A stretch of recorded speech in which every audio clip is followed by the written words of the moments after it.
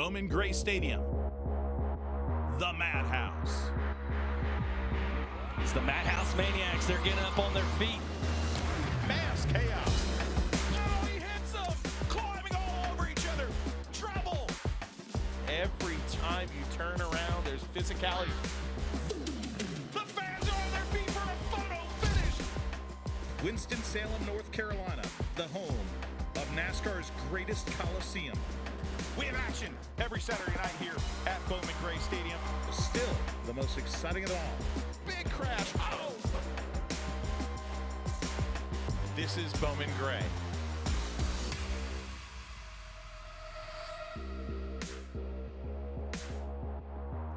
Good afternoon, race fans, and welcome to coverage of the Cookout Madhouse Classic for the NASCAR Advanced Auto Parts Weekly Series, live from historic Bowman Gray Stadium in Winston-Salem, North Carolina. I'm James Pike alongside Eric Brennan. And Eric, a lot of these drivers in this field have tons of experience racing in the modifieds at Bowman Gray, but they've never run alongside the NASCAR Cup Series on the same track during the same weekend. And in that sense, this is a different experience for everyone in this field. You know, in the last few days, weeks, even month and a half, that some drivers have been trying to put together last-minute sponsorship efforts just to assure themselves a shot in this race, in this field. Everyone has assured us that there has never been this much pressure and anticipation for a race like this in quite some time, if ever. The biggest modified race here in 50 years, and this track has gone under all sorts of renovations in advance of the Cookout Clash weekend here at Bowman Gray. They replaced the old guardrail that had been present since the 1960s in the off-season and added a brand new state-of-the-art safer barrier system in advance of the NASCAR Cup Series return here. LED lights also were installed at the stadium, and the best part, Eric, is that when we come back for the weekly racing series season in April, all those upgrades are still going to be there. Burt Myers admitted to us that it hurt a little bit when they plucked the guardrail off of the walls around this racetrack, but seeing it lit up and dressed in this fashion assures the history of this venue is safe and secure for many, many years still to come. And the Myers family knows a little bit about racing here at Bowman Gray. We have so much to cover on our broadcast of the Cookout Madhouse Classic. We'll be back after this break with more from Winston-Salem.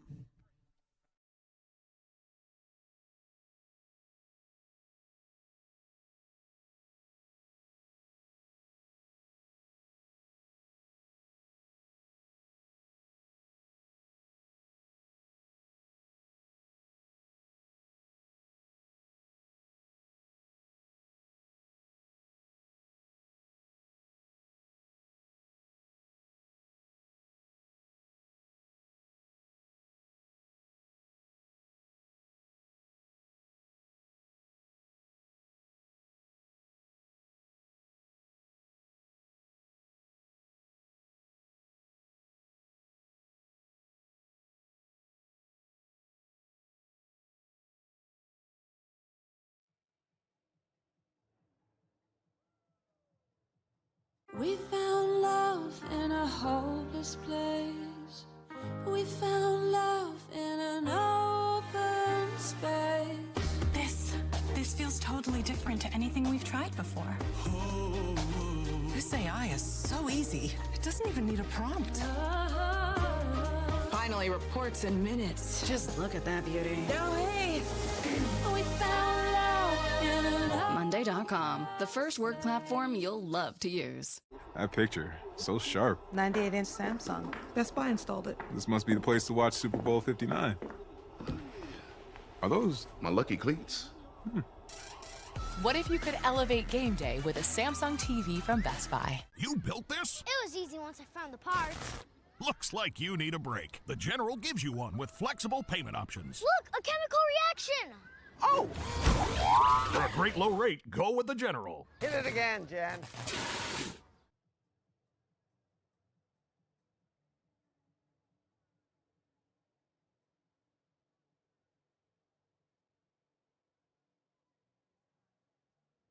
This is going to be Burt Myers versus Tim Brown for the win at Bowman Gray.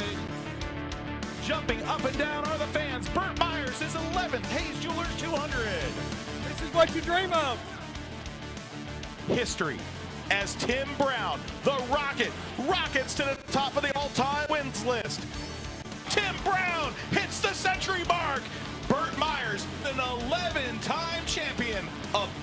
Gray Stadium.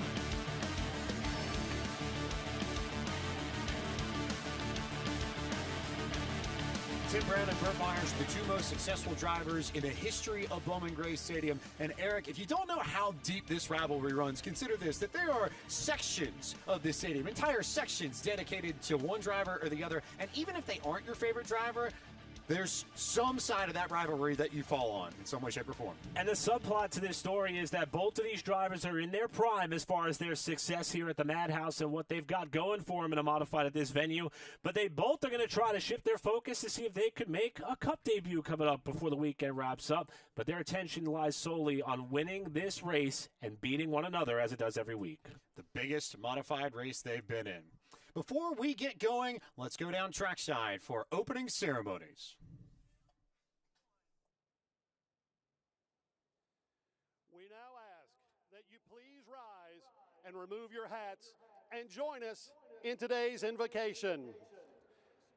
Lord, I pray as I race today, keep me safe along the way, not only me, but others too, as they perform the jobs they do. I know, Lord, that in a race, I, the driver, must set the pace. But in this race of life, I pray, help me, Lord, along the way. Although I know I'm a sinner, help me to believe that with Christ, you're always a winner. Amen. Here to perform our national anthem, please welcome Carolina-based recording artist Skylar Whitfield. Oh, say, can you see by the dawn's early light what so proudly we hailed at the twilight's last gleaming, whose broad stripes and bright stars through the perilous fight o'er the ramparts we watched were so gallantly streaming, and the rockets' red glare, the bombs bursting in air, gave proof through the night that our flag was still there. Oh, say, does that star-spangled banner yet wave o'er the land of the free and the home of the brave?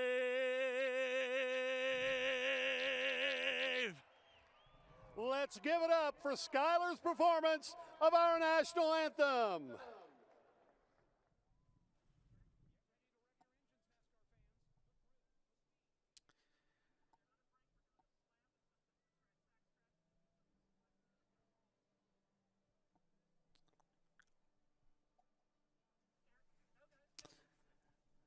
Skylar Whitfield with the national anthem here as we get set for racing at Bowman Gray Stadium, a famous facility, an old facility, a very, very special place. It opened in 1937. It was a WPA project under Franklin Roosevelt's New Deal when he was president, and they built the stadium, they built the track shortly thereafter, and the famed quarter mile was born. They've raced here under NASCAR Weekly Series competition since 1949. It also hosted the NASCAR Convertible Series back in the 50s. That was a thing. Tim Brown's got the track record at a 12.965, but qualifying today, a little bit slower. Not near that at all.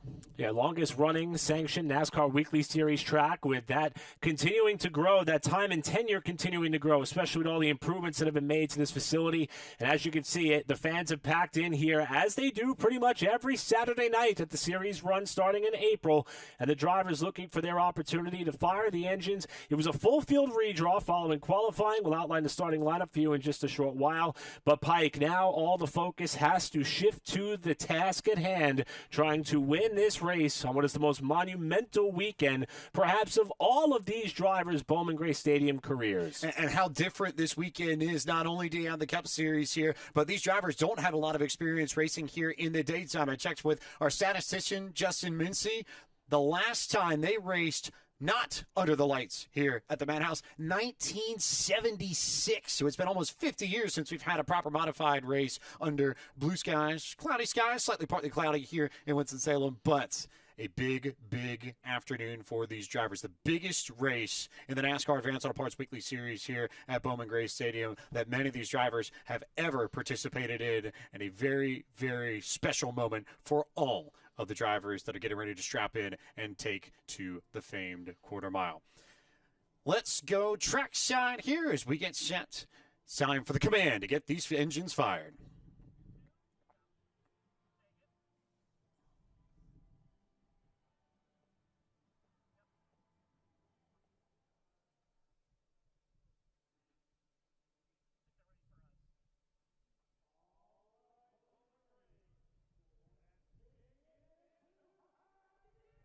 To say the command to fire engines, please welcome Cookout Representative Abby Reeves. Drivers, start your engine!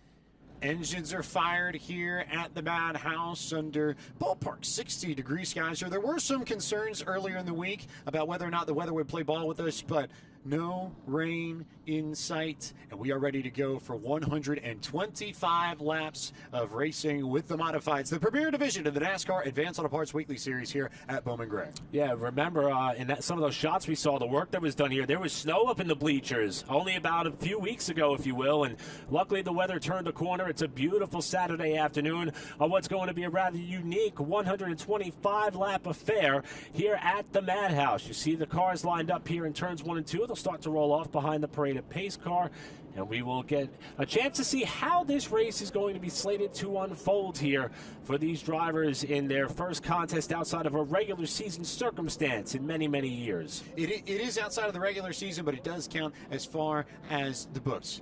Eric Brennan, let's go through today's race analysis for the Cookout Madhouse Classic. Well, it's an invitational event, and you had to be up towards the top of the championship standings in order to be invited to be a participant, with two exceptions, the two provisional starters, Ryan Preece and Bobby Labonte. It's going to be 125 laps or 90 minutes, being that there is some more on-track activity coming up. These drivers are on a bit of a time crunch. Caution laps will count. That's going to be a big deal should this race get rough, and the choose rule is in effect on what is a very slick racetrack. Who is going to be brave enough to take advantage of the top lane should the opportunity present itself? And they will be utilizing the Choose V, you see their center of your screen, to help set the lineups for the restarts. And one thing, just talking to the drivers earlier today, a lot of drivers said they didn't think there was a lot of grip on the racetrack, so that outside lane could be treacherous here, especially to start this thing. Here are some keys to today's Cookout's Madhouse Classic. Be aggressive is always something you have to do at Bowman Gray Stadium. You will probably have to use the Nerf bar in order to move somebody. You'll have to adapt quickly to a changing track surface. There is less rubber on this track than we have seen in a long, long, long time. Control your temper. You can get heated at the Madhouse. You can get frustrated at the Madhouse, but you have to make sure you put yourself in a position to be there at the end of 125 laps. And if we get cautions, you have to take advantage of the choose rule. Sometimes going to the outside is actually the way to get to the front at Bowman Gray Stadium. And that is something these drivers are going to have to pay attention to as we work our way through today's event. Earlier today, Danny Bowman was one of the fastest cars in qualifying, the session that was held after a lone practice event earlier. However, by virtue of a full field redraw, he's going to have some work to do. The Fans Challenge was also up for grabs. Bowman declined, but he is not going to be starting up towards the front of the field as we are getting close to the moment of introducing our full starting grid to you, 22 cars strong to make up this event for the Cookout Madhouse Classic.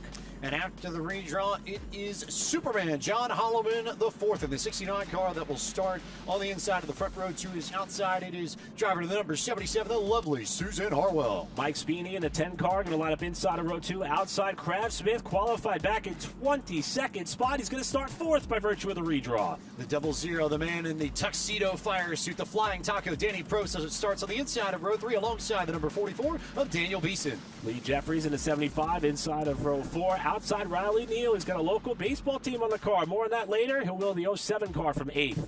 The 04 stylized as the 104 on the card. It's Brandon Ward, the 23 track champion, starting on the inside of row 5. To his outside, the 2000 NASCAR Cup Series champion, Bobby Labonte. Row 6 made up of generational racers. The 14 of Trey Hutchins. Outside, Slate Myers in the 6. Rolling off from the inside of row 7, it is Burt Myers in the number 1 machine, and Junior Snow in the 51 will roll off from the 14th position. Inside of row number 8, the return of Jonathan Brown to a modified in the 22 car. Outside, one of the provisional starters, Ryan Preece in the 41. Jason Myers in the 4, Danny Bone in the 57, rolling off 18th. Rest of the field sees out of Jordan Fleming, Tim Brown, Randy Butner, and Chris Fleming, who took the Fans Challenge as we are one lap away from the start of perhaps one of the most anticipated modified races in this track's history.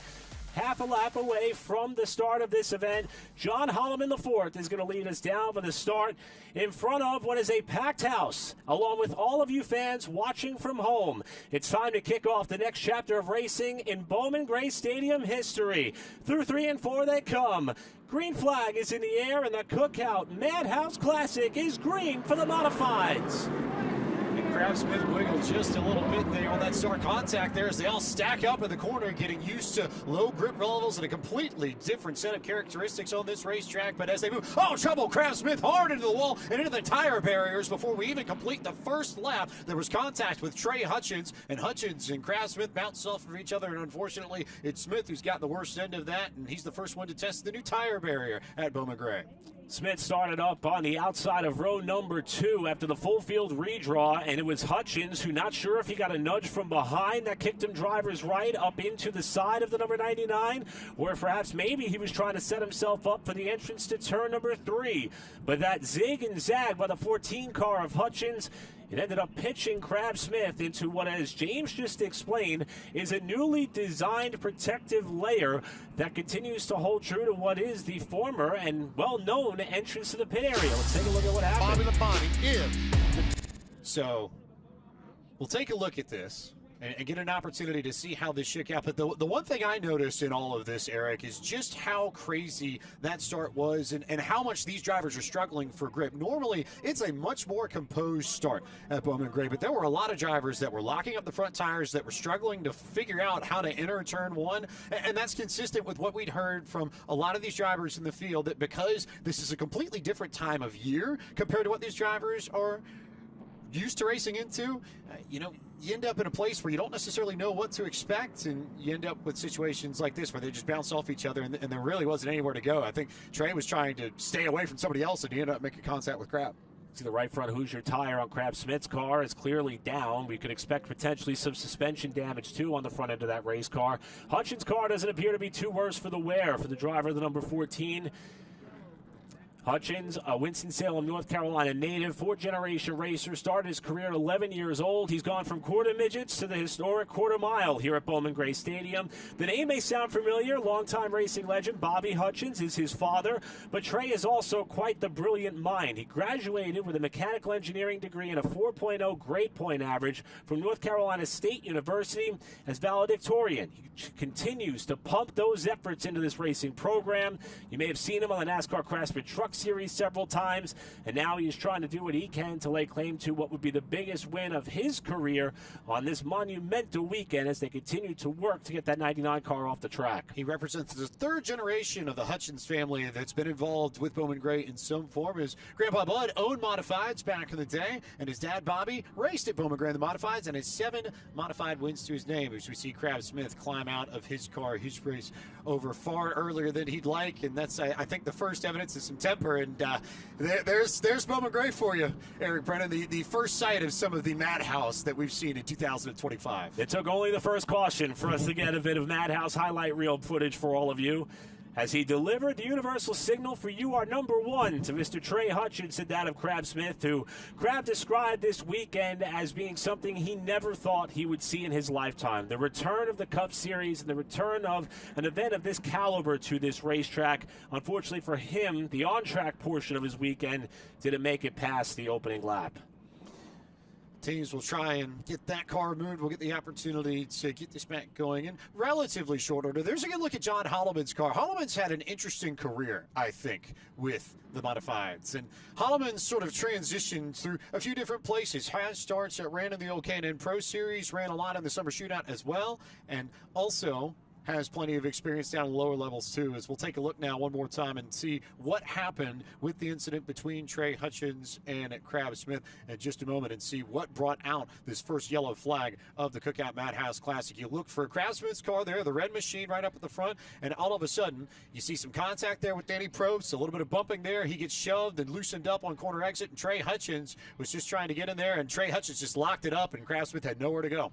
Yeah, I was curious if perhaps the 14 got a nudge from behind, and you could see he slid that left front tire a long ways approaching the entrance to turn number 3. That forced the car to go straight, hip check Smith up into the wall, and then Smith ran into that protective tire pack, which, you know, Pike, we talked about some of the enhancements the Speedway has made. That used to just be the end of the guardrail with 1 or 2 tractor tires. Some of the best ever have gotten into that, and for Crab Smith, the renovations and repurposing of that pit entry avenue, that may have saved not only the race car a lot of damage, but Crab from being pretty sore tomorrow morning.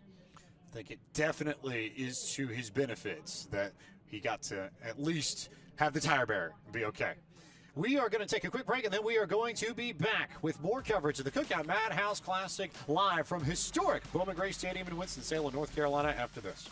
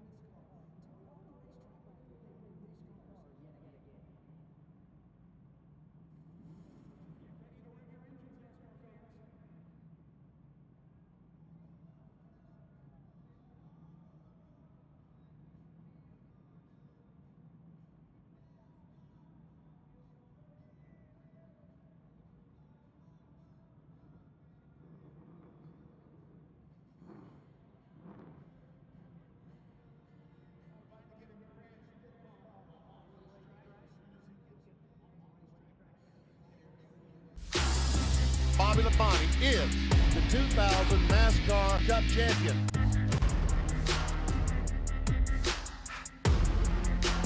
Checkered flag, Labonte scores. And Bobby Labonte wins the Pennsylvania 500. Strategy and a good race car took Bobby Labonte to victory lane. Bobby Labonte wins the Ford 400. Unbelievable.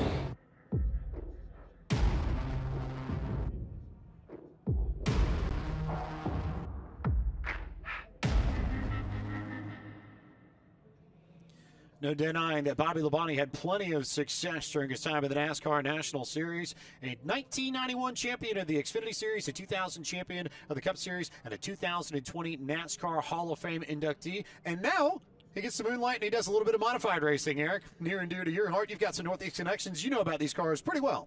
Yeah, and as you can see, the resume speaks for itself. Hall of Fame inductee from 2020, one of NASCAR's 75 greatest drivers when they racked those up about a year and a half ago. The championships on the Cup side and Xfinity side. But, Pike, as you mentioned, not only has he been landing on what is he calls one of the most fun portions of his racing career, driving these types of race cars. He loves racing modifieds. He's had a lot of fun on the Smart Modified Tour. He's a former winner there in that series, been dabbling in the NASCAR Wheel and Modified Tour as well, and wanted to be a part of this event at this racetrack, understanding the significance to everybody who is involved.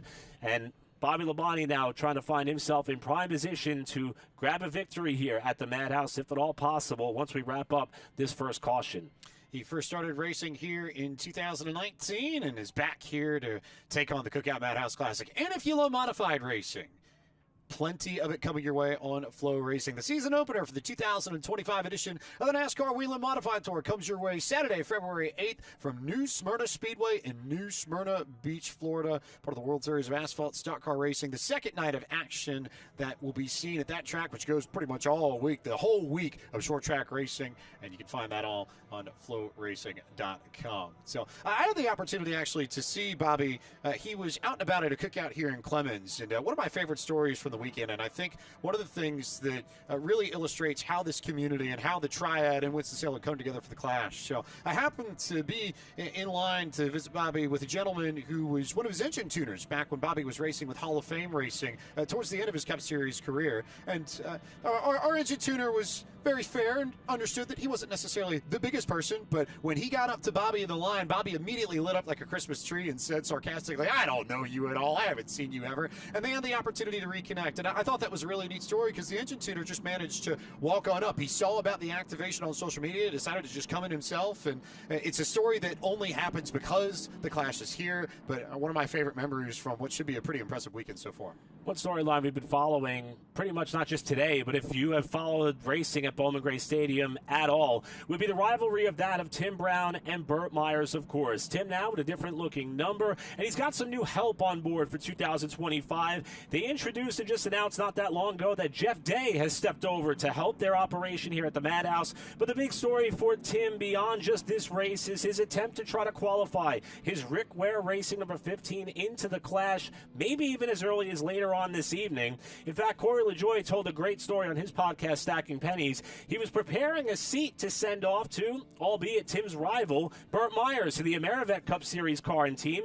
And Tim Brown happened to be walking outside and asking, "Well, what are you doing there with that?" When he admitted that it was going off to Burt, Tim's response was, "Myers?" If you want to hear the whole story, Corey tells it a lot better than we do, but nevertheless, that rivalry is as true as you could ever find across all of sports. And I could bet that even though they're all chasing the top of the pylon, they're also keeping in mind where the other one may be running in real time. And they'll be doing that all weekend because both of them will be attempting to make the field for tomorrow evening's Cookout Clash for the NASCAR Cup Series. Burt Myers and Tim Brown are in this field and will be attempting to make that field, as will Ryan Preece, who is a former champion of the Wheel and Modified Tour for the 2013 season. All three of those drivers in this Madhouse Classic field and going to be a little bit busy this weekend. And there is a look at Burt Myers, the defending track champion, 11-time track champion. This season he will be going after his 12th, which would tie Tim at the top of the all-time track championships list. But there's a lot of work to do between not just now, but even April and August for Burt to try and make things happen. And then Ryan Preece, who just loves racing modifieds. He said that, looked at it and talked about it earlier this week, said, I don't necessarily care where I'm racing a modified. I just love racing modifieds. And if there's an opportunity to go race, doesn't matter whether or not it's up in Connecticut where he calls home or it's Bowman Gray, I'm going to jump in a car and I'm going to go race because that's what I love to do. So here's Ryan Preece, who's one of the wild card entries in this field and looking for a good run in today's Cookout Madhouse Classic. 118 laps to go in this race. The first caution flag coming out after Crab Smith and Trey Hutchins got together, with Smith getting the worst of it. And again, caution laps are going to count for this race, being the jam-packed schedule that is on the docket here at the Madhouse for today, as we will come to the choose this time. We take a look at what is our unofficial top five. One to go signal being given by the chief starter. And as they hit the choose, John Holloman IV, who was in command for the start of this race, going to elect the bottom. So Holloman, the Superman, going to have the opportunity to lead us back to green, and we'll see whether or not we can settle into a long green flag run here, or whether or not there's more madness to ensue at the Madhouse as you see the field working through the chooses. Normally there is a cone, but this being now a Cup Series track, you've got that classic painted V with the square that indicates where you are to make your choice, whether or not you want to start on the inside or the outside. John Holloman getting ready to lead this field back to green flag racing as we resume the Cookout Madhouse Classic. Everybody back on the gas and back on the way, and almost trouble there. Danny Prost was way sideways in turn one before we even got to the start-finish line, and they are door-to-door for the race lead. How about Sweeney trying to make that top line work on the choose? It was a bold effort on his part, but he gets really sideways back to the power, and Holloman will protect the lead. And there's the bumper from Mike Sweeney. He gets right into the rear of John Holloman. Holloman slides through the corner, but Sweeney had a really fast car towards the back end of last season, and it looks like, at least initially, that speed is only carried on, but these cars already sliding all over the place. A lot of the drivers had the feeling that this track was going to grip up. It rained overnight, so there was not a lot of rubber down on the surface when they got going for practice earlier this morning, but everybody expects this to tighten up pretty considerably. The question for these drivers is how much rubber will this track take over the course of 125 laps? And we've got our second caution, and this one involves one of our Fans Challenge competitors. Chris Fleming qualified second on the grid. He elected to take the Fans Challenge, which would be to start at the back of the field. This was offered up to the top 4 qualifiers, and Fleming and Randy Butner were the only 2 that took the shot. Fleming trying to win an additional $5,000 if he could race his way up towards the top 4 of this field when this race is over, but he finds himself in trouble down in turns 1 and 2 to draw the second yellow of the race.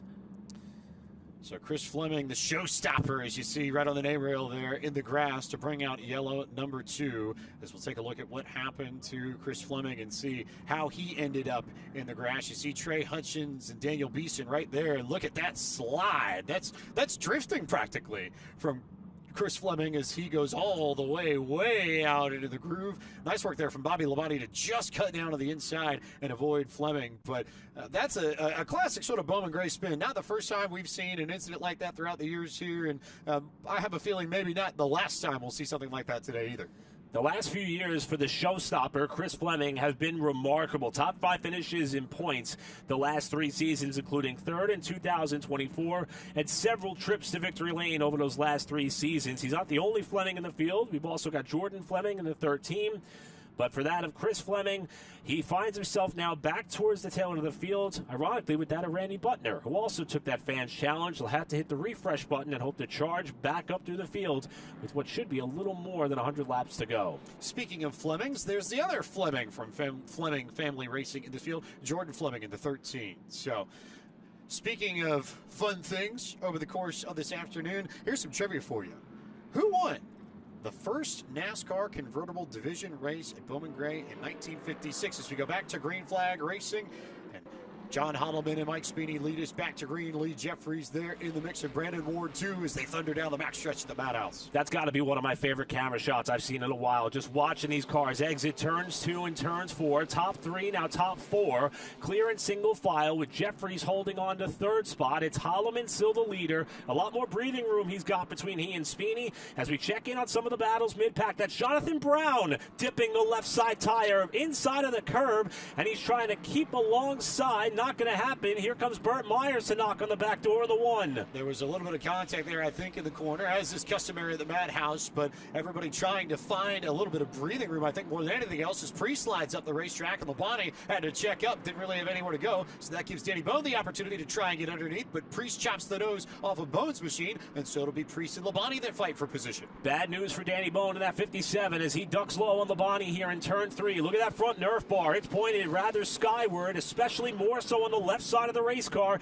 If he plans on using the chrome horn, it's not going to be the type of bump that he is used to delivering, but so far he's doing a pretty good job working his way up through the field after starting back in 18th spot. There are 2 things working in Bone's favor. 1, aerodynamics don't particularly matter all that much. 2, and he said as much, I saw him give an interview earlier this morning, he comes here and participates primarily in the longer races at Bowman Gray. The modifieds will race 100 lap races, 150 lap races, 200 lap races, 50 lap races. He likes participating in the longer races. He said, I feel like because this is a longer modified race at 125 laps, that suits me and the way I approach the races here at the Madhouse. So Bone's certainly someone to watch for, former track champion as well. As we look up further in the field, this is the battle for, I believe, the fourth spot, as Lee Jeffries is going to lose his spot to Brandon Ward, and there may be Danny Probst in his rearview mirror too.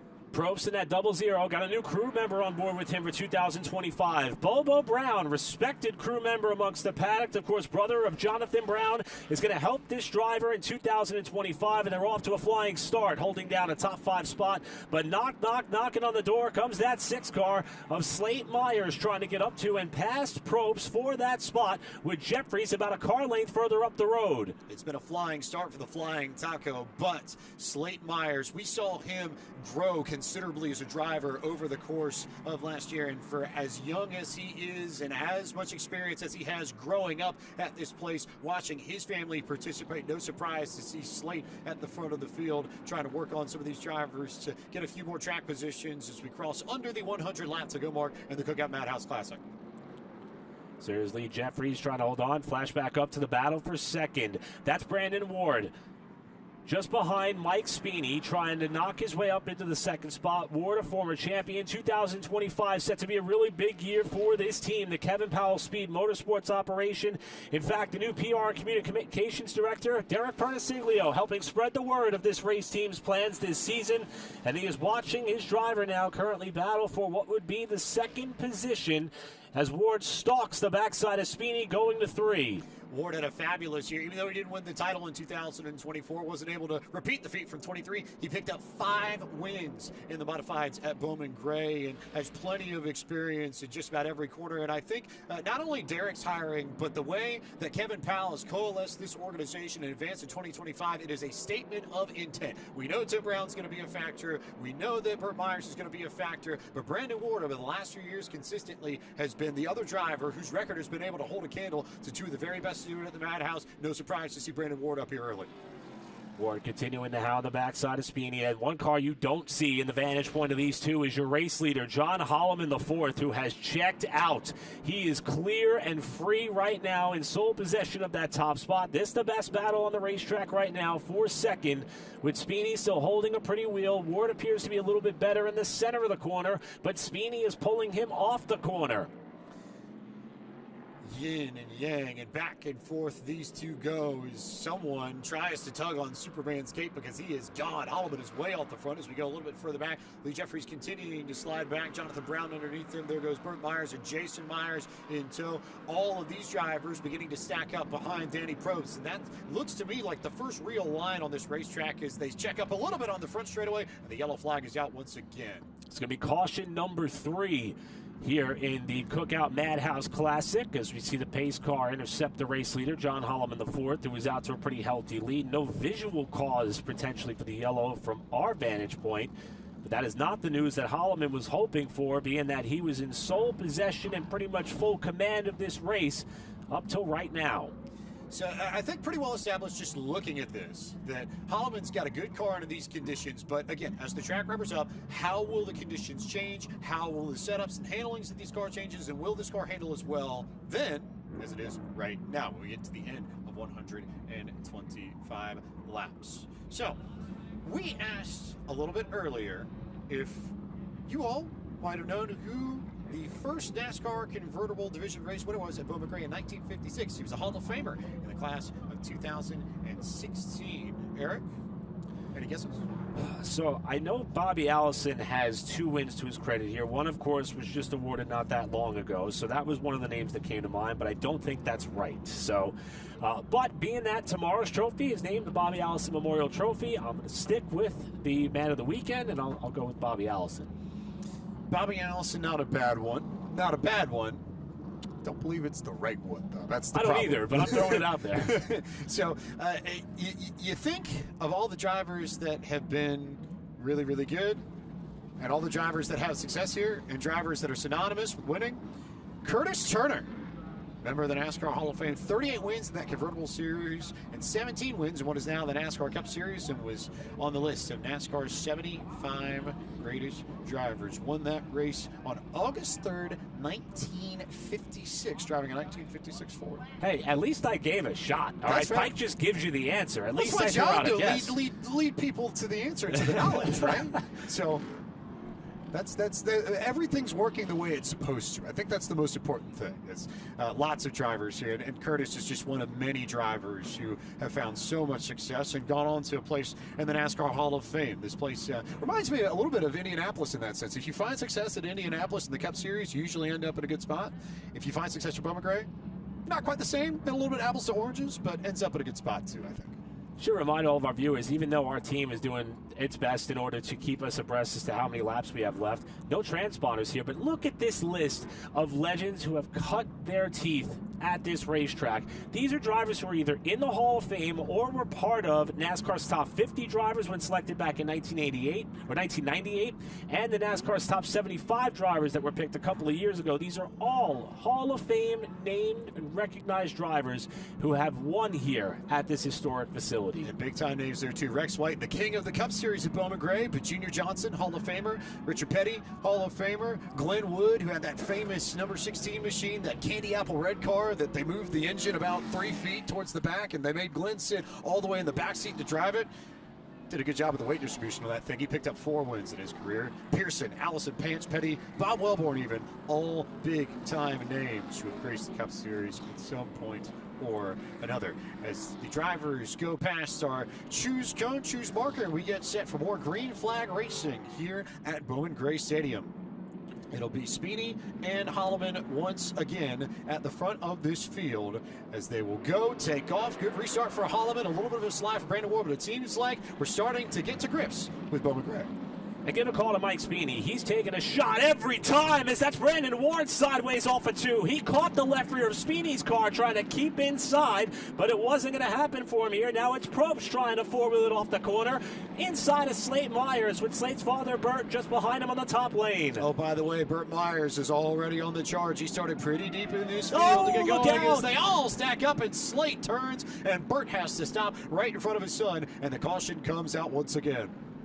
Not the kind of father-son moment these two wanted to have, especially at this point in the race. Slate Myers, who had done a tremendous job driving his way up towards the top 5 after getting hit from behind by another car. I believe it was Danny Probst who may have gotten a shot in the shorts going into 3. And that caught the 6 car and sent him around, and Burt had nowhere to go. Burt checked up, did a really nice job of it, but here's a look at what happened. You see the Flying Taco caught the curb on the inside there, lost grip, I think. That concrete, a little bit different handling than you have on the asphalt here. That unsettled his car on corner entry. He bounces up the racetrack, goes into Slate Myers, and Burt Myers just has to check up not to run into the 6 car, but to lose all that track position in the process. You see Probst there trying to hang on, going off into the corner. That's Jonathan Brown behind him, and that may have been the initial contact from Brown in the 22 to Danny Probst in the 00. Typical chain reaction stack up you would see on this quarter-mile bull ring. And we'll give you one more look at it here. This is how it started to unfold off into the corner. I don't know. Maybe. I don't know. I can't decide if they got into each other or not. The other thing I can't tell is whether or not Jordan Fleming got into Jonathan Brown, and if that may have had anything to do with it too, because there was contact between Fleming and Brown somewhere in that sequence as well. But again, I think if anything, that just emphasizes how tight the quarters are here. This is a quarter-mile racetrack. If you take your typical running track, like you see track and field events handled, whether or not it's here in America or around the world, and you literally just pave that, that's what we're working with here. It seems big if you're a human running it. It's a little bit tighter if you're running 3,400 pounds of man-machine on it. And I think 2 things we have to consider. One, all we've been talking about is just how slick this racetrack is. And we're not just seeing it from drivers up in that outer groove. We're seeing it from drivers trying to run the preferred groove, the inside lane, especially coming off the corner. And with these drivers having their hands full, maybe a little bit more than they've ever been used to in their modified careers at the Madhouse, that's creating a bit of a ripple effect through this very tightly bunched field and causing a little bit more contact and chaos. And Pike, on top of that, the fact that the caution laps are counting, the sand in the hourglass is going to run out a little bit quicker than what some of these drivers are used to in these extra distance races. Caution laps count, and we have a 90-minute time limit, and I would have to believe that for some of these drivers, especially towards the back of the field, that's starting to creep into their heads as well as you get a good look at the Snowman, Junior Snow, with a little bit more pink on the car this year. Pink is his color here at Bowman Gray Stadium, but last year, a little bit more of a black and electric blue and pink look. This time, it's just all pink and black, but you will not miss the Wagner appliance machine for Junior Snow if you land out on the racetrack. I'm looking forward to see him compete when the NASCAR Advanced Auto Parts Weekly Series regular season fires up here in April. Yeah, and you saw him pull up there towards the back of the number 44, a petty blue-looking color there for that of Daniel Beeson. I got a chance to talk to Daniel, who is one of the nicest guys you will find in the Bowman Gray Stadium pit area. He classified this as a once-in-a-lifetime opportunity, and he can't wait to put on a show for the fans. As a matter of fact, up till about a week ago, the driver of that 44 in Beeson out of Kernersville, North Carolina, for his family-owned team, didn't think they were going to have the funding to run this race. He thanks Koger Plumbing and M&M Transport, who struck a deal last Saturday, which then put him in the shop all week long just to get this car ready and prepared. And he said not only is he excited to be here as out of Beeson, but he is so proud of the facility that he dedicates his spring and summer months to be able to see them thrusted into a national spotlight. It means a lot to him, his supporters, his race fans, and he has been beaming all day long. And right now, he's still got a pretty clean-looking race car, so that's got to make him pretty happy, too. I'm about to say, at this point of the race, I'd take that if I'm Daniel Beeson and his story of working pretty late in the going to make sure that you have a car ready for the Classic. He's not the only one in this field that has a story like that. Jonathan Brown in the 22, his deal to run this race, it came together pretty quickly, and over the last 10 days leading up to the Classic, he tabulated over 150 hours spent in the shop to get his race car ready for this event. That's how much it means to these drivers to have a piece that they think can compete in and potentially win this Cookout Madhouse Classic. Field lined up on the back straightaway. We're getting set for another restart. Holloman has been in control of this pretty much from the drop, but there have been comers and goers and challengers all throughout this field and a healthy rotation of some running order standings. We'll see how it pans out as they come back to green flag racing. Speedy and Holloman off and going, and a great restart for Holloman. Once again, he'll be all clear by himself going into turn one. Holloman got clear, so did Ward. Now Brandon Ward up to second, and here comes John Boy. Jonathan Brown to third, and how about Danny Bone, the quick time setter in qualifying, four-wheeling his way up to fourth. This is not where you want to be if you're Mike Speedy, stuck on the outside, liable to get freight trained as Jordan Fleming tries to muscle his way underneath Speedy's machine. But this is classic Bowman Gray, and another yellow flag out here as Danny Probst, Ryan Priest, Daniel Beeson, and Riley Neal are stuck over in the turn. Danny Probst, who was one of the front runners, Beeson we were just talking about, and Riley Neal going to be able to drive away. No major damage appears to be evident on all four cars after a stack-up took place there in turn number 2 for what is our 5th caution of this race. A stack up over in turn 2 brings us under the yellow flag once again. You look at some of the Murph bar damage on Daniel Beeson's machine, and we'll see what happened to bring out this 5th yellow of the afternoon. As you take a look at the replay, contact there between Priest and Probst, and all of a sudden there's just not much you can do if you get a shot from the rear end. And if anything, I think credit to all of Priest and of Beeson and Riley Neal to check up and not run into each other over by the middle of turn 1 and 2. Good job there by Riley Neal to be able to squeeze up to the outside. And you see here Ryan Priest with some of the obvious damage, not only to the Nerf bar there on what his driver's left, but also underneath where some of the air cooling is ducted out on the front end of these race cars. Unfortunately, it doesn't appear to be obstructing the radiator of that car. A little bit of damage to Priest's machine, but again, aerodynamics don't matter so long as you've got air coming into the nose. You're in good shape and you're okay, and you can usually find your way to make it work at the Madhouse, whether or not it's 125 laps or 200 laps or 50 laps or even the 125s that make up the majority of race weeks here for the modifieds in the NASCAR Advanced Auto Parts Weekly Series. Another look there at Beeson and Probst as we go back to the choose cone, and look at that. Danny Bone decides to go to the high line. It looks like Jordan Fleming will take that high line as well. And as slick as the outside of the racetrack has been, I admire the bravery of so many drivers in this field. We're not seeing the top 5, 6 pick the bottom, and one driver try to be the hero and jump up top. Brandon Ward got to second just before the last caution. He wants a shot at Holloman. He's going to have it now. This may be the biggest threat that Holloman's had to fight off so far in this Cookout Madhouse Classic. Great jump there from Brandon Ward. He's going to clear John Holloman and take the lead when they get to turn 1. So Ward to the front, Holloman to second. Great drive through the corner, and they called the restart back. That happens every once in a while at Bowman Gray. Seemed like a little bit too good of a launch for that of Brandon Ward. They're going to try it again. Holloman in the 69, Ward up top in the white Q104.1 entry. Take off and they go, and that's a cleaner start, and there's a shot from Brandon Ward to John Holloman. Look at Danny Bone trying to work the high line and get some track position. He may get the opportunity to fight off Ward, and that might be everything Holloman wants to see. That'll give Holloman the opportunity to focus on running his line, his race, and maybe get away from this battle for second. And how about Danny Bone in that 57 of rim riding on the top side, trying to protect the spot from Jonathan Brown. Talked to Danny earlier in the week. He said, I feel like I've won just about every extra distance race this track has ever held, except this one, for obvious reasons. This is the first time they've ever done this. He's trying to keep that car clear of Jonathan Brown as they touch him 1 and 2, and Bone will get the spot to third. Brown got all kinds of sideways and had to cede the spot to Danny Bone, and may end up falling into the clutches of Mike Speedy if he's not careful. Bone already gapping Brown by a car length. The handling does not seem like it's 100% there with John Boy Brown's machine, so he'll try and hold off Speedy. Chris Fleming is back there as well, waiting in the wings that those two get into it, but all at the front it's John Holloman as you get a good look at the field,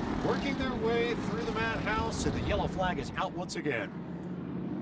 Another caution here. I believe, according to my tally, that's going to be caution number 6. Doesn't appear to be any obvious reasons from our vantage point. Another opportunity to catch your breath here, and there is the answer for the yellow. Damage to the front end of Susan Harwell's machine. Take a look at what happened here to bring out caution number 6, Eric. And a little bit of help from Riley Neal off of what looks to be turn number 2 as Harwell was quick to get the car back up. For Susan out of Jonesville, North Carolina, this is a great opportunity paired up with that of Lee Jeffries as that organization and operation, thus the similarities between the cars. But Susan said this is one of the races where she was given the nod and go ahead to go out and contest, and she is using that to express her displeasure with the real deal Riley Neal, and a little bit of a warning shot there under the caution.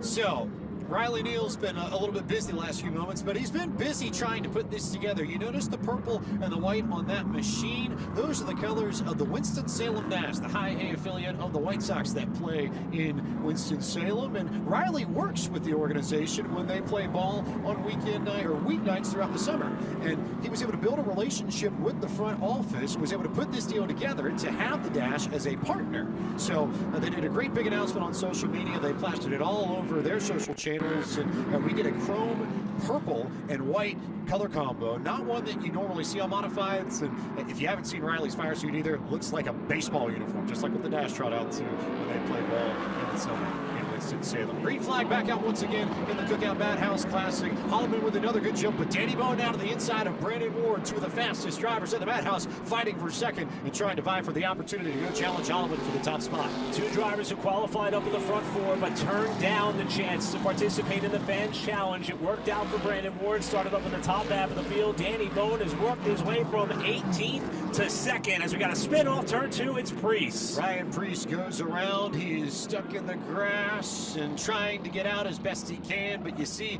just how wet the grass is, and that's a good indicator of just how much rain we had overnight in Winston-Salem during the morning hours and the early part, right around after midnight to 2 a.m. It was pretty heavy coming down in Winston-Salem, and makes it very difficult to get out of the grass here as we take a look at what happened to Ryan Priest. The car was already sideways, and then contact with Daniel Beeson finished Ryan Priest off at the exit of turn 2.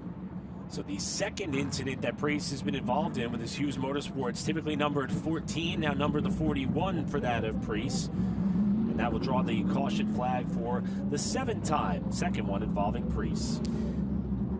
Caution number 7 for Priest, but lots of racing coming up on Flow Racing. It starts off with the Pro Superstars Shootout from Bradenton Motorsports Park, February 6th through the 8th. Then the big kickoff for the World Series of Asphalt, one of the biggest NASCAR regional events of the year from New Smyrna Speedway, just a stone's throw down from the big track at Daytona. You'll see coverage on Flow Racing from February 7th to 15th. The Smart Modified Tour opens up their campaign from Florence Motor Speedway on March 1st. On the same day, just up the coast, the Z-Max Car Store, presented by Sound Gear, rolls into New River All-American Speedway to start their campaign the same day. Kubota High Limit gets back to action with all sorts of racing from the dirt track at Las Vegas Motor Speedway on March 13th, and the Whelen Modified Tour will kick off their season from Thompson Speedway Motorsports Park on March 30th. You can find out more information about all those broadcasts on flowracing.com. As the drivers work their way past the choose code one more time, we'll see if there are any particularly notable takers. Junior Snow goes up to the high line. Jason Myers will work his way to the outside. Looks like Denny Probst and Riley Neal also electing to take the high line for this restart of the Cookout Madhouse Classic. And those drivers got to hustle. They've been laying back, trying to count cars with their spotters and teams, and they got to hurry up to catch the field, who's already back underway. Holloman, Bone, your top two as they go to 1. Brandon Ward tried to fill the void on the inside on Bone. He's going to do that to get alongside of the battle for second. This is going to be an all-out brawl between these two. Contact in the middle of the north turn as Brandon Ward tried to keep it alongside Danny Bone, but Danny Bone able to work his way up to second, further back. Look at the Myers brothers. We haven't really talked much about Burt Myers or Tim Brown in this race up to this point. Burt had the opportunity. He was gaining track position and to stop to avoid hitting his son's slate. Lost the track position because he stopped under a yellow flag and now is working his way back to the field to try and get back to the front and potentially hunt down win number 99. And in front of him, brother Jason, who was quoted just this past week with Sports Carolina Monthly. He said winning this race would be bigger than winning a title to him. A title you can kind of prepare for. You know you're in contention. This race is something that is completely new to everybody. And Jason has done a good job tonight keeping his nose clean just behind the 16 of Chris Fleming. Rebounding from the early spin at caution as Burt Myers has a hiccup and the caution is out yet again.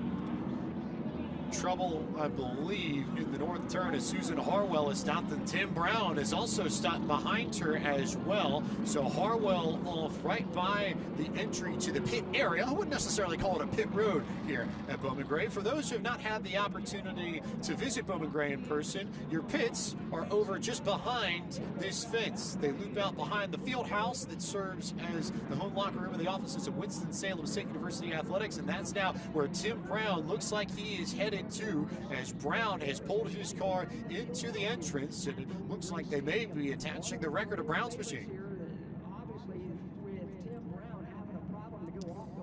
So as we work underneath the yellow, and Eric touched on this earlier, if you're wondering why we have an unofficial running order at the top of your screen, that's because Bowman Gray Stadium in the NASCAR Advanced Auto Parts Weekly Series uses hand scoring. It is old school. It is quite the operation. If you get the chance to see our scorers go at it, there are a trio of them that sit and do it the old-fashioned way. So if you love the art of manual scoring, this place is wonderful for you. But it also means we don't have electronic timing and scoring for these drivers, so everything is hand scored, done on paper and pencil. So we're updating that as best we can, but it is not digital, it is not electronic. We've got a wonderful team here making sure that we keep you up to breast with everything you need to see. 70 laps now are on the board, 55 to go at the Cookout Madhouse Classic.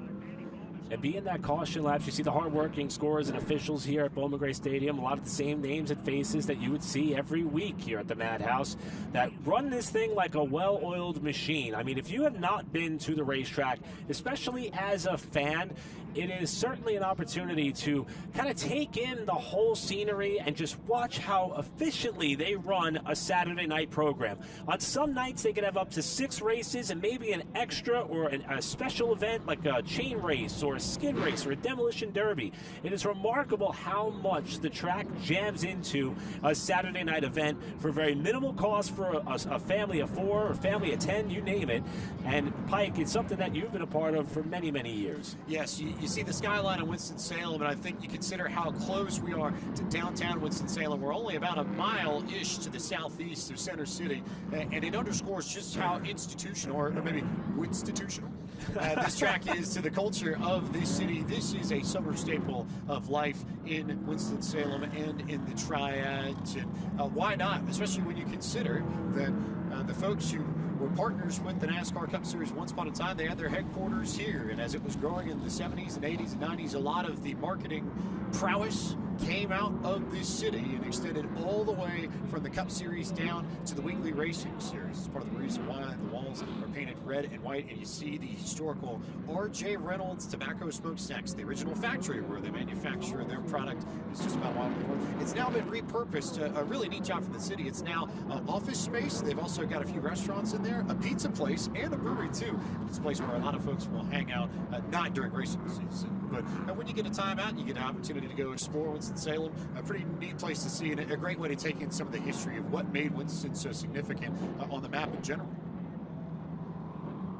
Unbelievable just what this place means and what this track means, and we see that many of the fans trying to take this caution as an opportunity maybe to hit some of the refreshment stands that are available at the Speedway. And I want to say the race leader and control car since the start of this race in John Holloman IV, local to Winston-Salem, North Carolina, as Pike has beautifully illustrated the meaning behind being in this area and in this town. And Holloman is not alone. There are several Winston-Salem natives who are vying for this race lead and victory. But Holloman is something that I think a lot of drivers who have raced the Madhouse don't always have the often chance to say. He is a multi-time Most Popular Driver Award winner at the Speedway. He is a fan favorite for several reasons, two-time winner in 2024, and even though in qualifying he did not have the best of runs, he qualified 9th, he was able to draw that first pill, and he has fended off challenges from several different drivers to remain in control of this race. Granted, there's still a good bit left to go, but nevertheless, should Holloman be able to remain up front and score this victory, I would say, James, it is safe to say that it would end up being a popular one with how much fan support this young man has on a year-in and year-out basis. Traditionally, when he wins these races, he'll open up his fire suit. He always wears a Superman t-shirt underneath. I wonder if we may see an extended version of that if he's able to go to victory lane. But Holloman, a Winston-Salem native, and here's the other thing, Eric. I think you touched on that point. There are a lot of drivers from just outside of Winston-Salem, too, whether or not it's Tim Brown from Tobaccoville, Burt Myers from Walnut Cove. My favorite, get a little education on how to pronounce some of the towns around Winston-Salem. Randy Butner is from Pofftown, North Carolina. It looks like Pfafftown, it's pronounced Pofftown. So, a little education for those of you tuning in for the first time as we get back to green flag racing. Holloman with another good jump as he's got Danny Bone to fight over the outside as Bone gets the fence. And did he damage the right front suspension on that car, or is it okay? That's a question we have to watch for as Brandon Ward now takes second. So now Bowen falls into third with questions remaining about the front end of that race car as he gets jacked up a little bit there by Sweeney, who holds fourth. Chris Fleming now into the top 5.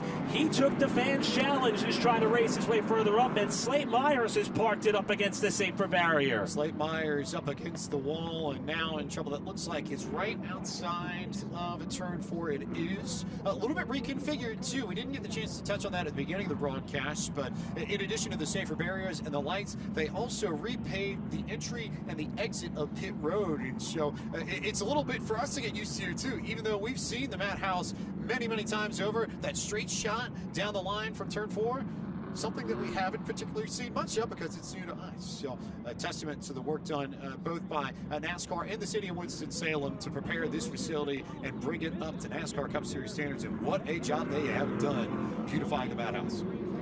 You can see Slade Myers able to drive away. This is the restart. Watch what ended up happening here to the number 57 of Danny Bone. We're going to try to get another look at it. He definitely white-walled that right front. On the outside of John Holloman IV, getting back to the power, a little bit of side-to-side contact, and that left rear Nerf bar to the left front tire of Danny Bone was enough to pitch him pretty square into the outside safer barrier on the front stretch. And now the question remains, is that car still going to be good enough to contend?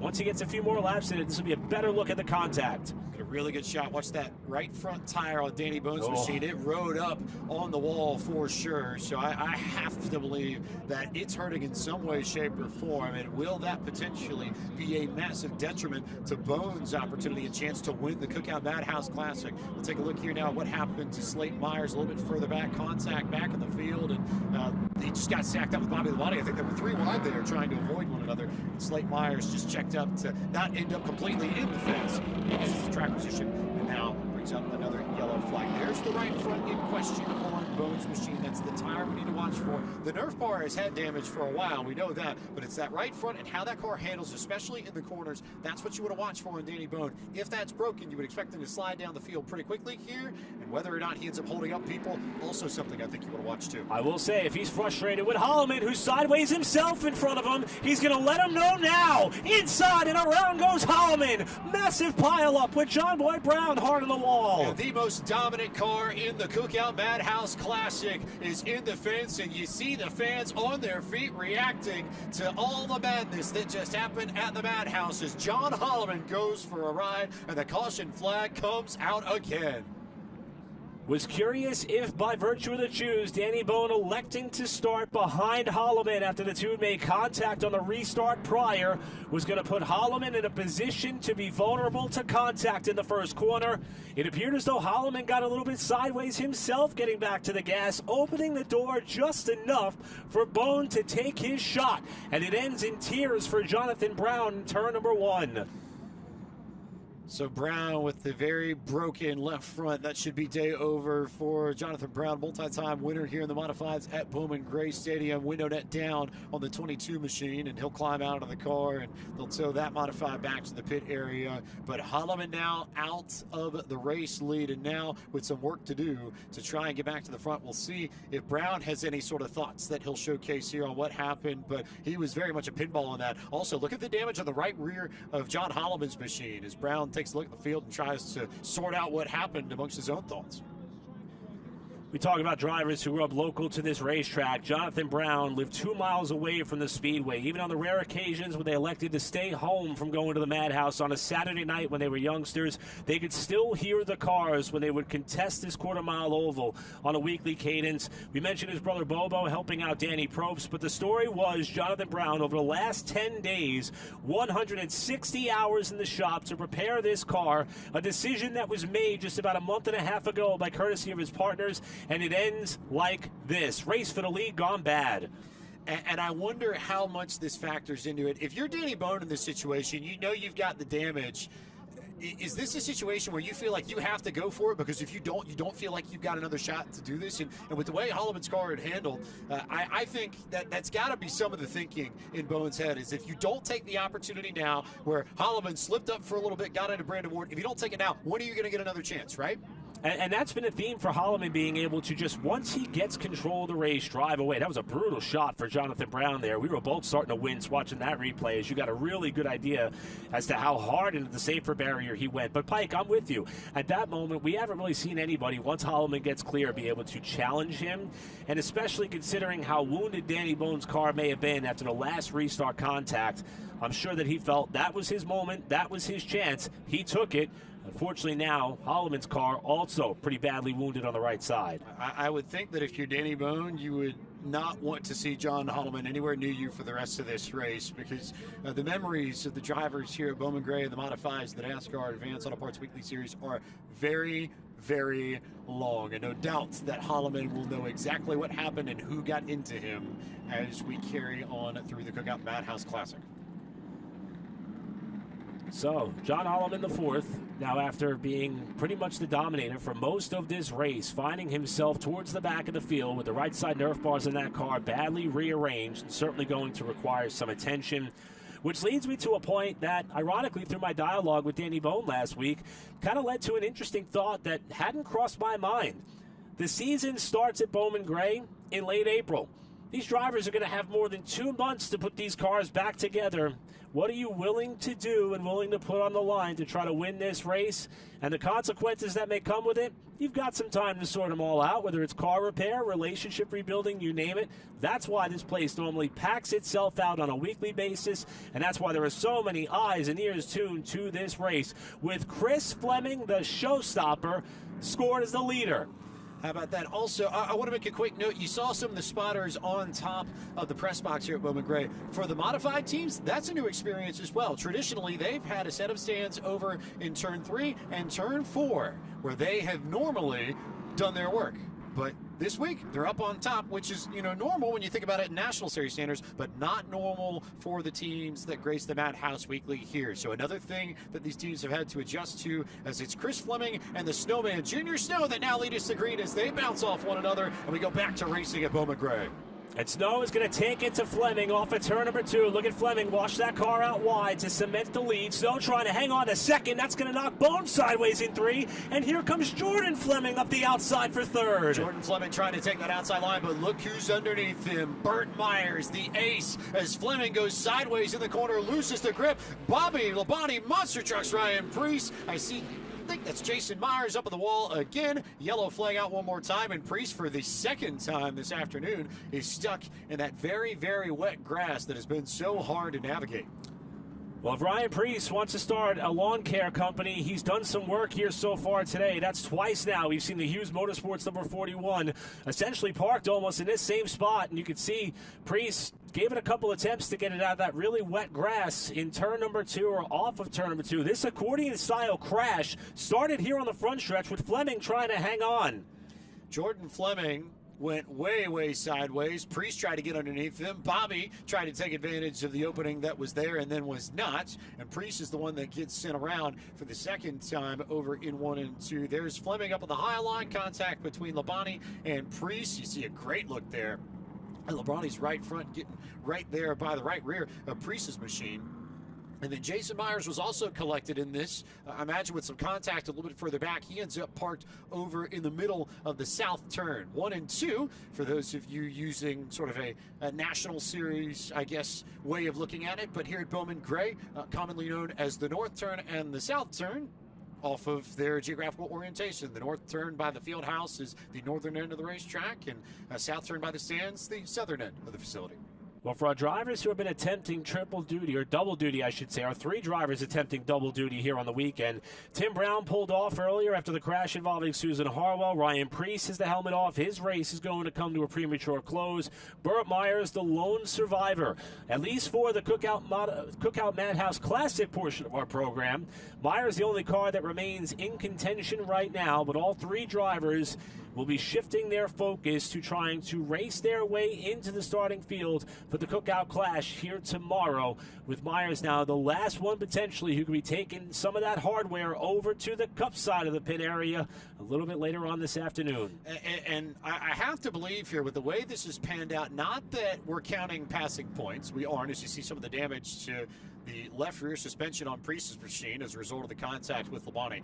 But if we were counting passing points, you remember that Burt lost the track position when he checked up to avoid Slade, his son, earlier in the day, and he's come back through the field for the most part in the top 5 and has a shot. And again, we've not called his name much yet, but here we are, end of the race. Burt Myers has carefully picked his way through this field, and there are a lot of people who see a lot of other drivers towards the front of this field.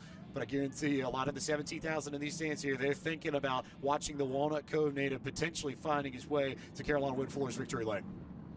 Chance remains for him as cleanup continues here off of turn number 2. We mentioned Bowman Gray Stadium having a jam-packed schedule from April through August. You can watch it all on Flow Racing. Here's some of the highlights we plucked from the schedule that's already been laid out for 2025. Opening night, April 19th. If you're into some more Crash Fest, Demolition Derby Mayhem, May 17th, we've got you covered there. Memorial Day weekend, the Sportsman 100 and a double points night across the board. July 19th, another night of destruction in the midsummer months. And the Champions Night 150-lap modified event August 23rd to see who will capture another track championship. Again, the entire season from the Madhouse is going to be captured on Flow Racing all year long. 2 more notes on that schedule as we get the choose going out, and these drivers will sort themselves out for the restart. This April will be the 50th running of the 200-lap season opening race for the modifieds, as some of the Cup drivers are taking in the action there. And that 24th of May race for the Sportsman Division, that will run the Saturday night before the Coca-Cola 600. Traditionally, Coke 600 week at Bowman Gray, you get a lot of people that make their way up from the track in Charlotte to see some short track action on a Saturday night in Winston-Salem, North Carolina. That'll be a big night as well. As Chris Fleming and Junior Snow get back to it, it's the Showstopper and the Snowman at the front of this field with Jordan Fleming and Danny Bone behind it. Burt Myers up to the 5th position. Danny Bowman, despite the right front damage, still in the mix. How about Snow trying to hang on, but he's going to get cleaned out off of 4. And that may be the final strike for Danny Bowman. He gets turned as well off the 4th corner. It is Snow and Bowman both in trouble off the 4th corner. Bone with tons of damage. It looked like at least to that left rear, maybe a little bit better off, but you can see the wobble there on the left rear tire. Danny Bone, he got run into by about 3 or 4 different people, it looked like. We'll take a look at the replay, see what happened, but another stack up here as there was contact between Snow and Bone gets into Snow twice, and Burt Myers has nowhere to go, so Burt definitely just used up the Nerf bar on his Citrus Safe machine, and look at that, if you're Chris Fleming, you don't mind seeing all this happen behind you and not in front of you. Yeah, absolutely. And as we take one more look at this, watch the 13 car of Jordan Fleming trying to find a way by as things stack up. He's going to squeeze through on the top side. Everybody kind of according together. That's a lot of damage to Burt Myers' car. That front Nerf bar is gone, as is some of the bodywork just below it. That is a big impact there for the one car. We were just talking about the bit of the jinx on the double duty drivers, and Burt's luck may have run out as he was up in the top 5. Up in the top 5, but he kept rolling, so I would expect Burt to keep his track position unless he needs to service the car, as you see just how hot these Hoosier tires get here at Bowman Gray, coming off of the machine of Junior Snow. There's the front end of Burt Myers' machine, very much part of that stack up as you look at Junior Snow getting out of the car. Not happy. Definitely getting a little bit of help from our safety crew at Bowman Gray to get him back to the infield. But how does that damage on the front end of Burt Myers' car affect how he races the last few laps? We are ballpark 60 minutes since we started this Cookout Madhouse Classic. Remember, there's a 90-minute time limit, so 30 minutes left to go in this race. Or if we can get to 125 laps, whichever comes first will be the way that we do it, as Junior Snow sadly gets towed back on the end of the wrecker, and that is day over for the Snowman. So coming up on that 1 hour mark, so 30 minutes or 28 laps is what we're showing unofficially that remain in this race, with the damage being addressed there to the one car of Burt Myers. While we have a moment, just want to clean up 2 very quick things, one of which a lot of the people watching, of course, big modified fans. We talked about the NASCAR Wheel of Modified Tour season opener that's coming up. I want to give a shout-out to Anthony Sesley, frequent competitor on the NASCAR Wheel of Modified Tour. Got banged up a little bit last night in a TQ midget event. Anthony and the entire Sesley family were thinking about you. Secondly, a subplot that's starting to develop here towards the front of this field. And after just talking with our good buddy Justin Mincy, who is the ultimate statistician, he's probably going to start pulling some father-son stats, because right now father and son run first and second. Granted, that's before the choose, but the showstopper Chris Fleming in the 16 and Jordan Fleming, who I had a chance to chat with earlier this week as well, said it was an honor to race this weekend, but the biggest goal for 2025 as a whole is to get to victory lane. Could he do it here on the first race of the year up against his father, no less? Unbelievable effort by that young driver in the 13 out of Mount Airy, North Carolina.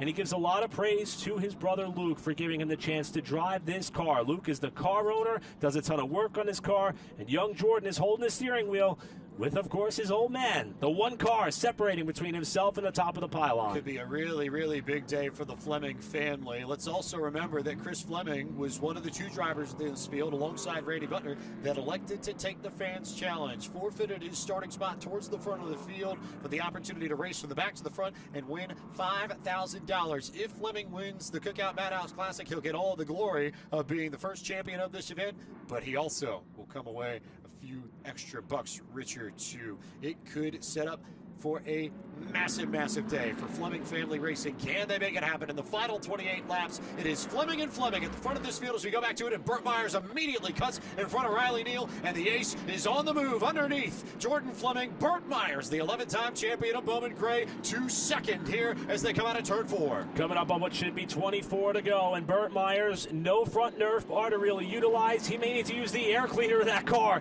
to move Chris Fleming out of the way. Is now up in the 3rd spot. Riley Neal is trying to rebound from some incidents. And Bobby Labonte, the 2000 Cup Series champion, looking for fourth, maybe third, as he gets knocked down towards the grass. Bobby Labonte saved it. Jordan Fleming now with smoke coming out of the tires at pretty much every corner as Labonte hangs on. Meanwhile, the battle rages just ahead between Fleming and Riley Neal, who's done a nice job of rallying back. But this is the battle for the race lead. Chris Fleming, Burt Myers, two drivers who have tons of experience at this stadium and know what it's like to get into Carolina Woodfloor's victory lane. And these two are all alone at the front of this field as you see the battle for third between Fleming and the real deal, Riley Neal. You see some of the drivers who have held down the gauntlet at this racetrack running first and second. You see the future of the Madhouse right in your picture here, battling for the final step on the podium, and Riley Neal in the 07 and Jordan Fleming, who that white smoke that has been coming out of the headers on the side of that car appears to get a little bit worse and worse as time goes on. He's hoping it makes it the final 20 laps because he's got a great run going. Fleming trying to make sure the engine stays in one piece in that car. Riley Neal is absolutely wheeling that thing on corner exit. You can look through the windshield, especially coming out of turn 4, and see just how much he is all over the place as we go a little bit further back. This is John Holloman trying to rebound and gain some track position. This would be 6th and 7th. Mike Speeney there just in front of Holloman. The comeback tour for Holloman's been impressive, and Fleming is going to have to give up the ghost. The mechanical gremlins that have been plaguing that car the last few laps is not going to allow him to bring it home. He pulls that car down. The question is, will he be able to get off the racetrack safely? Not before the caution will fly. With 17 laps to go, Jordan Fleming in a top 5 effort goes up in smoke. A heartbreaker for Jordan Fleming and that half of Fleming family racing. Chris still at the front, but Jordan stay over earlier than he wanted. And now I think, if anything, if you're playing the chess game here, that's important because it shovels up the running order. But now, if you're Chris Fleming, it is just you and Burt Myers. You had a little bit of help when Jordan was there. You are going head-to-head with one of the greatest drivers to ever compete at the Madhouse for a win in arguably the biggest modified race here in over 50 years. No pressure, right? Not at all. And this is going to be a quickie yellow here as we see Richard Childress watching on. We know how much the area of Winston-Salem means to him. We know how much this racetrack means to him and his entire family as they hit the choose this time. And again, you have to wonder that lack of front Nerf bar support, a pair of Penske teammates watching along as well, and Joey Logano and Ryan Blaney keeping warm as well. Even though it's not as cold as we thought it would be here today, they still got the heaters out there. All right, back underway. Fleming with a great launch. Myers does not get going, but they're going to wave off that restart. That was too good of a start for Chris Fleming, I believe. So Myers to get the opportunity to catch back up. Also worth noting, Richard Childress got his start in this sport selling peanuts in the stands here at Bowman Gray.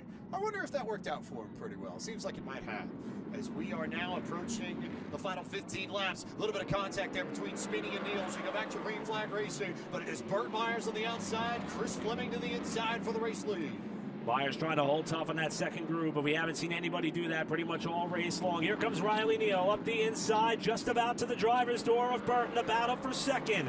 Riley Neal to the inside, Burt Myers outside, 0701 car battling for the runner-up spot while Chris Fleming tries to break free. And Riley Neal might be a young driver. Oh, big shot there from Mike Speeney to send Neal up the racetrack. So Speeney has the inside. Myers now clear to second and free to go chase after Chris Fleming as Speeney will make the move on the bottom. And now John Holloman is back up towards the front of this field. Couple of cars that paraded the field at the start of this race. Holloman in the 69 clear of Riley Neal, and Burt Myers is digging and digging hard. 10 to go next time by, and Bobby Labonte has gone around. Labonte up over in the wall over by turn 4. He will get his car turned back around with another machine here that we can add to the tally of drivers who have front end damage on their vehicles. But Labonte gets it back going, and now just outside of 10 laps to go, another yellow flag contact here between Labonte and Randy Butner as they just bounced off each other trying to race for a spot. Good work from Bobby to make sure that once the car got sideways and was headed straight towards that wall by turn 4, that he locked it down, made sure he didn't add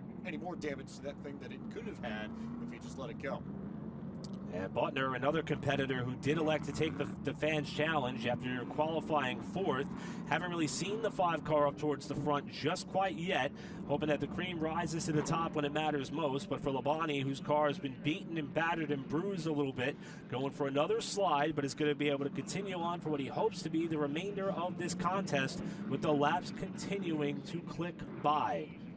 Labonte there with a little bit of nose damage. Randy Butner, though, I think we need to take a moment to talk about Randy Butner as these drivers get set for another restart. Randy Butner beginning his 38th season of racing at Bowman Gray Stadium out of Pottstown, North Carolina. Also the fabricator of Carolina Wood Floors Victory Lane. He built the metal assembly that drivers get the opportunity to celebrate in when they go to Victory Lane here at the Madhouse, and a respected veteran, grizzled veteran of this place, beloved by just about everybody and a friend to all. One of the more popular drivers in that sense in the garage here at Bowman Gray. As we get set for the restart to come, right around 10 laps to go. Fleming to the inside, Myers to the outside. John Holloman now trying to get into the back of Burt Myers to make a move for the top two as they come back to it here at Bowman Gray. Butner got a little crossed up further back off turn 2. That separates the pack just a little bit. Myers to second. Speeney alongside of Holloman, who's trying to hold on to third.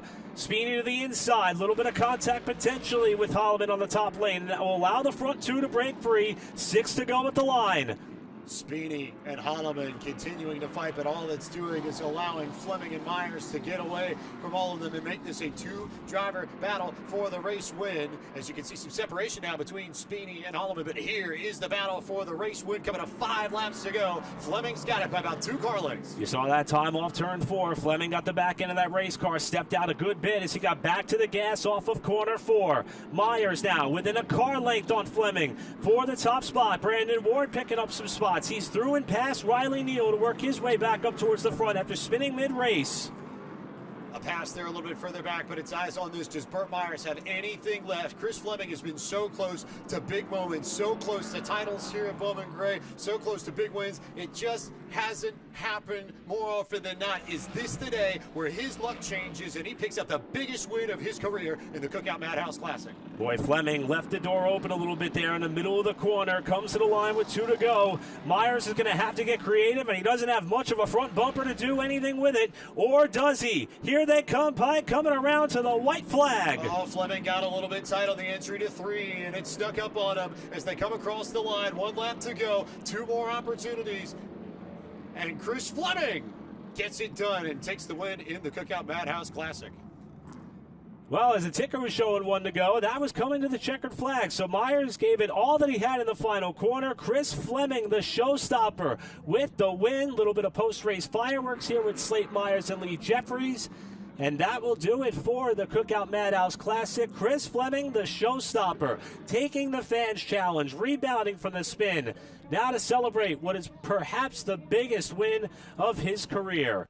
Fleming family racing on top in a day they will remember for the rest of their lives, as Mount Airy, North Carolina's Chris Fleming is the winner of the Cookout Madhouse Classic. And Eric Brennan, $5,000 richer by virtue of winning the Fans Challenge at Bowman Gray. Only 2 drivers were brave enough to take on that Fans Challenge, Fleming and Randy Butner. And Fleming, again, after being involved in what was the second caution of this race, did not let it waver him by any stretch of the imagination. Even though his son Jordan was up there racing with him at one point, it looked like they were well on their way to a 1-2 finish before the power plant expired on the 13 car.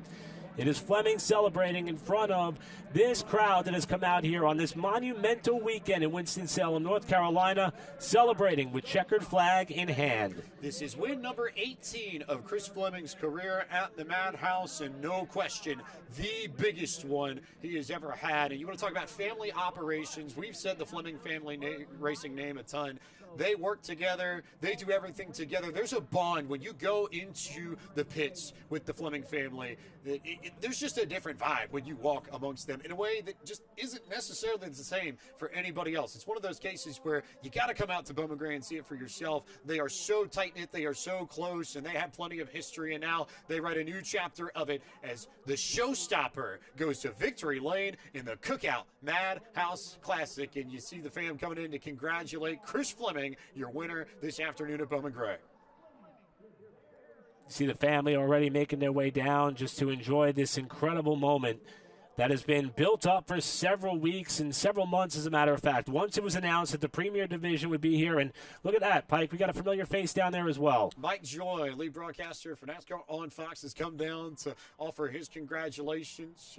He was at Pulliam's yesterday getting a few hot dogs as well. Pulliam's, plenty of hot dogs served here as Chris Fleming's going to climb out of the car and celebrate here, winner of the Cookout Madhouse Classic at Bowman Gray Stadium.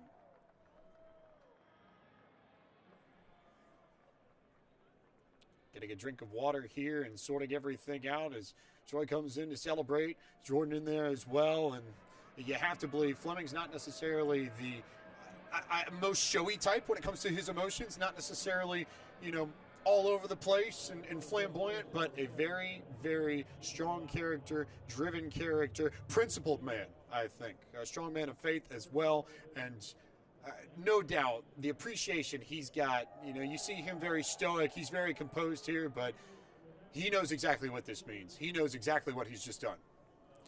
Chris Fleming is someone who opens his heart and mind to several different people who may be in need. He's very philanthropic about his efforts, very passionate about his beliefs, and he spreads that love and admiration to anyone who comes into his life. Now, granted, whenever there is a moment in which the spirit of competition could perhaps encompass him and his desire and efforts, he certainly puts that on full display as well. But we talked about the family entity and the fact that he was racing with Jordan, with Luke at one point in his racing career. Jordan today, he's raced against Luke many times before. His brother Frank Fleming, longtime staple in modified racing as well, multi-time winner here.